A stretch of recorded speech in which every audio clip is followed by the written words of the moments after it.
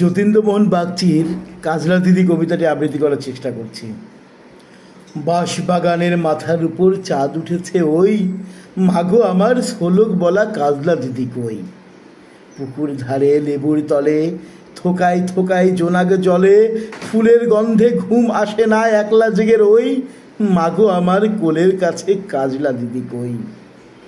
সেদিন হতে কেন মা আর দিদিরে না ডাকো, দিদির কথায় আঁচল দিয়ে মুখটি কেন ঢাকো।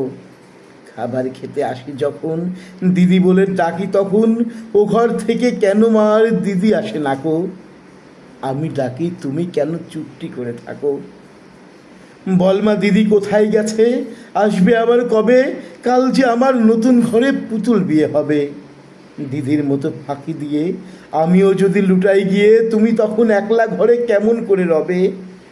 আমিও নাই দিদিও নাই, কেমন মজা হবে।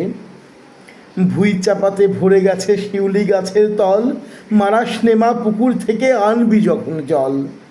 ডালিম গাছের ফাঁকে ফাঁকে বুলবুলিটা লুকিয়ে থাকে, উড়িয়ে তুমি দিও না মাগর ছিঁড়তে গিয়ে ফল।